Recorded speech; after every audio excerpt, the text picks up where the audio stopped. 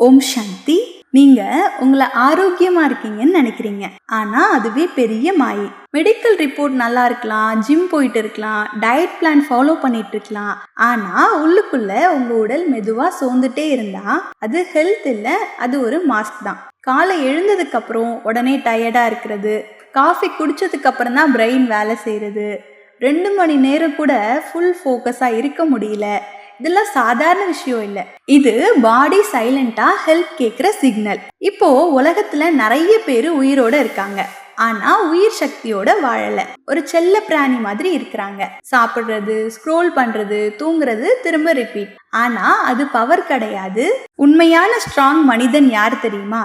தன்னோட உடம்போட எனர்ஜியை கண்ட்ரோல் பண்ண தெரிஞ்சவங்க, தன்னோட மைண்ட் எங்க போகணும்னு டிசைட் பண்ண தெரிஞ்சவங்க. நம்ம பிரெயின்ல நம்ம எப்படி டெசிஷன் எடுக்கிறோம் அப்படின்றதுல இருக்கு.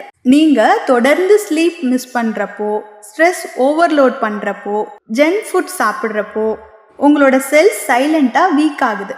அதுக்கப்புறம் என்ன ஆகும் தெரியுமா? கவனக்குறைவு, மூட் ஸ்விங்ஸ், காரணமே இல்லாத சோர்வு. இது எல்லாமே லேசினஸ் இல்லை, இது உங்க எனர்ஜி சிஸ்டம் பிரேக் டவுன் ஆகக்கூடிய ஒரு சிம்டம்.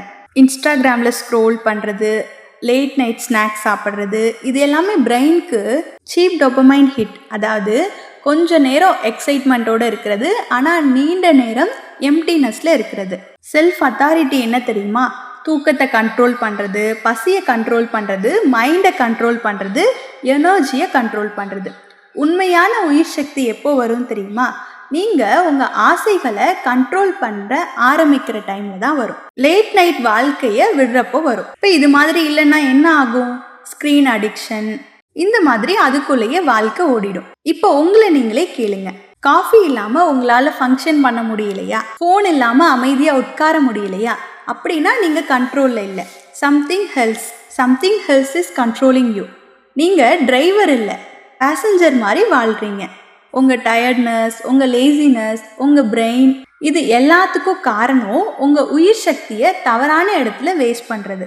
அந்த சக்தி பில்ட் ஆகணும், பேர்ன் ஆகக்கூடாது. உங்களுக்குள்ள இன்னும் ஒரு பவர் இருக்கு, ஒரு ரா எனர்ஜி இருக்கு, அதை யூஸ் பண்ணுங்க. 90 நிமிஷத்துல டீப் ஒர்க்ல யூஸ் பண்ணுங்க, ஒர்க் அவுட்ல யூஸ் பண்ணுங்க, உங்கள் ஃபியூச்சர் பில்ட் பண்ண யூஸ் பண்ணுங்க.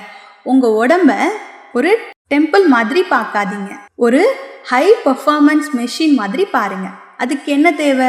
நல்ல ஸ்லீப் தேவை, எமோஷனல் கண்ட்ரோல் தேவை, க்ளீன் தேவை, இன்டென்ஸ் ஃபோக்கஸ் தேவை. அதுதான் ரியல் லக்ஸரி.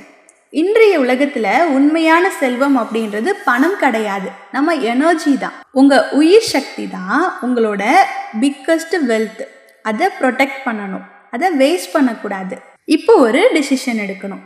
சாதாரண மனுஷன் மாதிரி நம்ம வாழ்ந்துட்டு போகக்கூடாது. இப்போ நீங்களே உங்களை கேட்டு பாருங்க, சாதாரண மனிதர் மாதிரி நீங்க வாழ்ந்துட்டு இருக்க போறீங்களா, இல்லை உங்க மைண்டும் பாடியும் அலைன் பண்ணி ஒரு செல்ஃப் அத்தாரிட்டியில மாற போறீங்களா? இதை ஞாபகம் வச்சுக்கோங்க.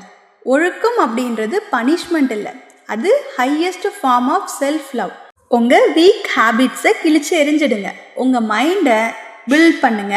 தேங்க்யூ. ஓம் சாந்தி.